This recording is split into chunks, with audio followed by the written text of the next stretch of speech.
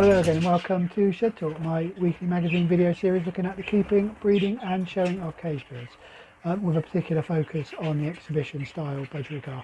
Well, with my holiday looming very near on the horizon, it seems to be rapidly approaching, I thought I'd talk in this episode a little bit about my preparations for me going away and what I plan to do to make the process of looking after the birds easier for the person who is going to come in and look after them for me.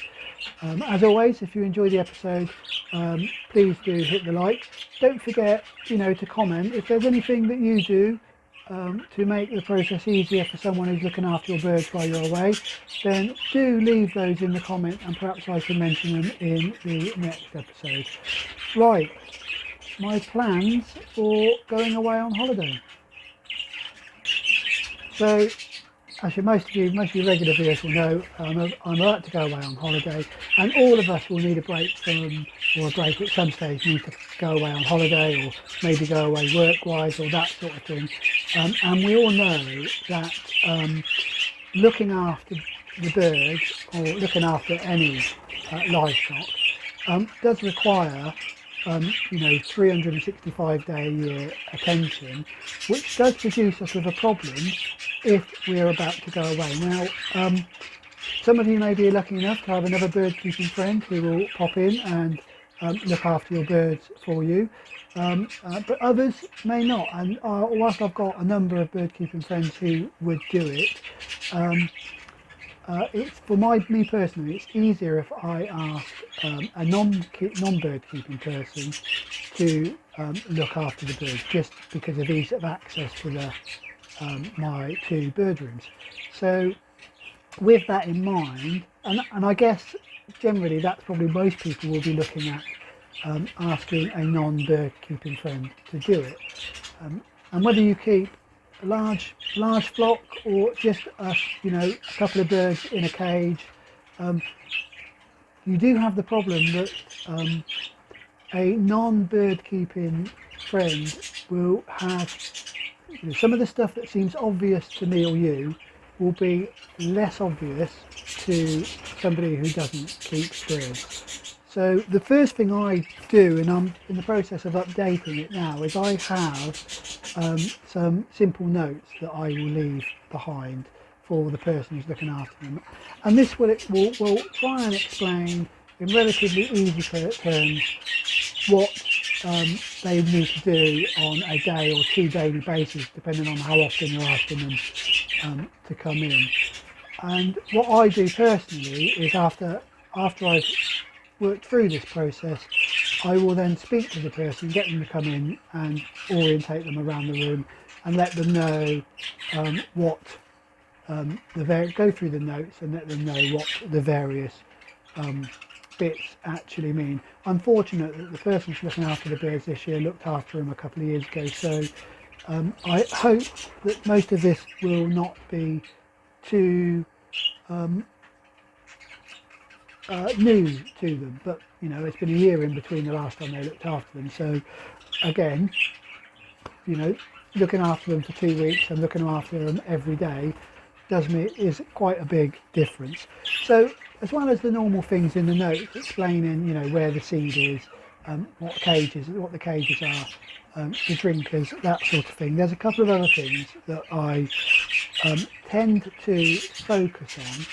And those are the things that may be obvious to me and obvious to you as a bird keeper, but are not necessarily obvious to a non-bird keeper. So, and the other thing I've got is there may be some particular things in your shed, like in my shed, that they will need to be aware of. One of those for me is that one of the flight doors, occasionally the clip comes loose. It only happens, probably 3 or 4 times a year, but you can guarantee that it will happen when I'm away to this person, which means the door comes open and the birds tend to get out. So in this case, what I will do is to let them know that there is a problem with this particular clip, and the solution is to just pop a broom in front of the door to prevent it from opening should the clip work loose. I have tried to repair the clip. Seems no matter what I do, occasionally this door still comes open. One of the other things, and this came to my attention with when I sold a couple of birds. I sold a couple of birds to a young lad. His dad came down, picked them up with him. I went through all the processes that I thought he would need to know about looking after a couple of budgerigars. But I also said I would pop up in a week afterwards and just see how they were settling in. And when I went up there, to my absolute astonishment, and it was something I hadn't mentioned to him, but my absolute astonishment was that I checked the seed dishes. He had them in a little cage in his room. I checked the seed dishes, and the seed dishes, whilst they looked full, were just full of empty husks. There was no seed left in it whatsoever. I forgot to explain to him that the seed contains an outer shell, and that when you get them out to check them, you just need to blow off the top husks so you can see what's actually left in there. It's a good job I went back after a week, because I had absolutely no doubt that the birds probably would have starved to death, because from his point of view it looked like the birds weren't feeding. So it's that sort of thing that I will leave a note for, just to remind them. And the other thing, of course, is we all have it. We open the cage flight door to feed them, and occasionally a bird will get out, and just explain to him what to do should one of the birds get out, and how to catch it, how to get it back in, so he doesn't panic about it really. And of course, equally as importantly, to make sure that the outside flight door is closed when you open the inside flight door, so that we don't have birds then getting out and actually out into the wild and losing them that way. Finally, for me, I've got one odd cage, but I'll talk about that in a second when I talk about what I'm doing in terms of reducing the number of cages that he will have to look after. So the first thing I like to do is to try and minimise the workload for the person that's looking after the birds. Bear in mind, you are asking them to do you a favour here, so you need to try and make it as easy as possible. So for me, this means reducing the number of cages that I am using, and I will be moving all of the birds that are in the nappy flights, or the two nappy cages that are behind me, into the two main flights that are actually in front of me. So I will move the birds that I'm currently thinking I'm going to keep into the keeper's flight, the larger keeper's flight, and the remainder will go into the slightly smaller half flight, where I keep the the sales birds, or the non-keeper birds. So that's the first thing I will do. So that will mean that in here there will just be the two main flights. I mentioned just a second ago about there being an odd cage. Well, we still do have the young bird, or the bird that had displayed legs, and that is in a smaller cage. And I have spoken to the person who's looking after the birds that bird will remain in that cage, just because I don't think it's fair to put it into the big flight with the birds. So I will leave that one in there. In my notes, I will remind him that that's cage there, just so that it doesn't get forgotten about, because I can imagine, two big cages, do those and forget about this cage here. So I will re-emphasise that in the notes. So that's in here in terms of limiting the number of cages in here. Outside, with the Fifes and the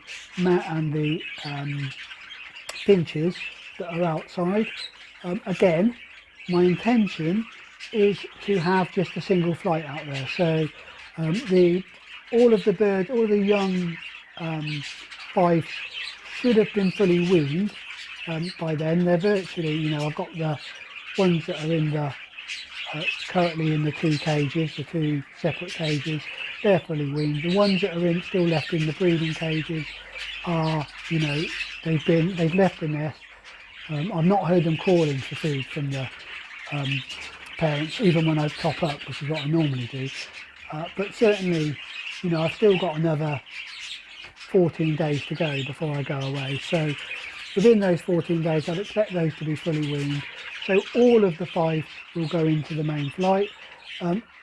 I will, of course, all the birds are rung in there, so I will have no problem picking out this year's youngsters when I do my final assessment as to which of those 3 youngsters I'm planning to keep. So that will make it nice and easy out there. There will only be one cage out there.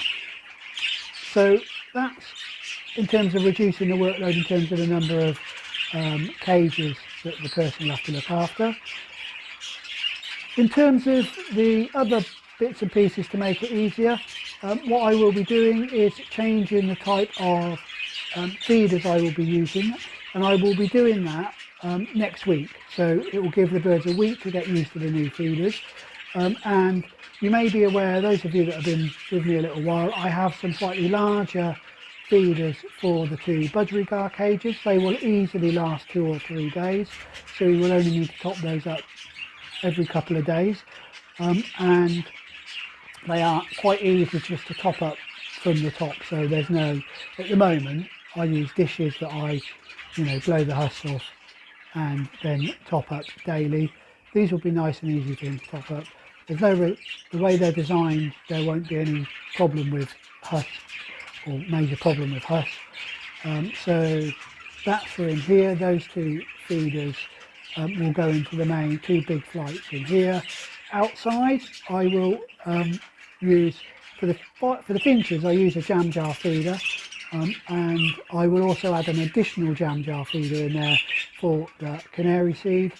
And I still will have one or a couple of trough type feeders that I've explained to him that they will need blowing off, and then or the husk will need to be blown, and they will need topping up every couple of days as well. So that will mean that really for the seed they will only need to be, you know, he will only need to realistically do that every couple of days.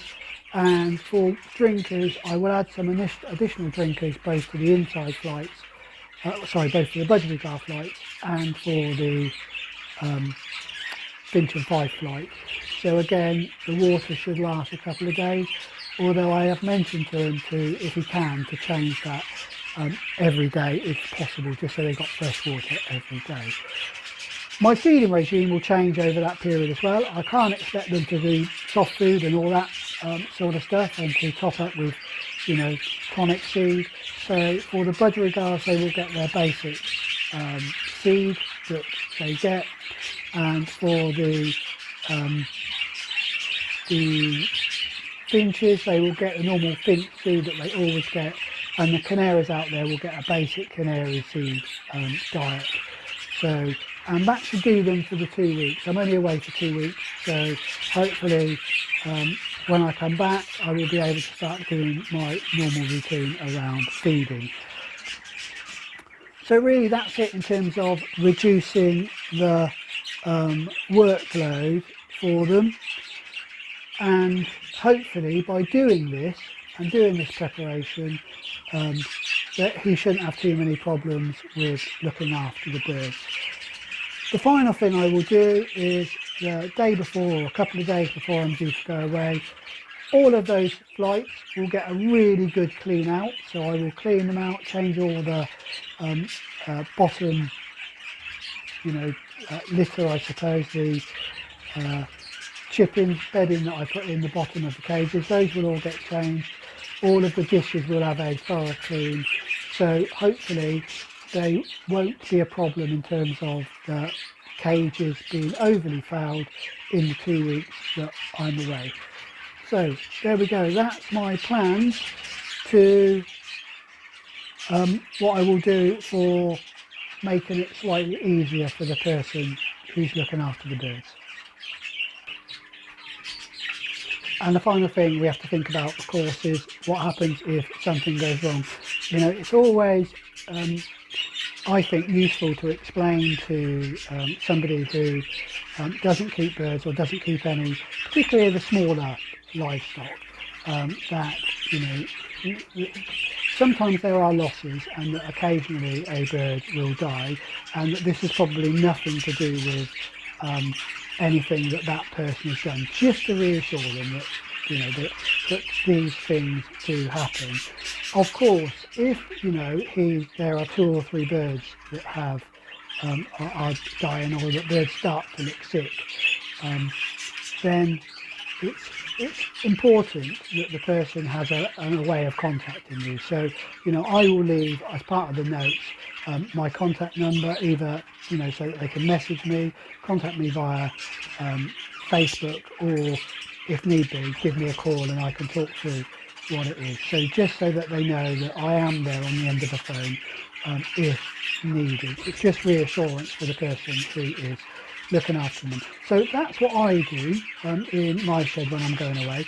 Like I said earlier, do let me know what you do. If if there's something that you do that you found really useful in preparation to go away, then leave that in the comments to let me know.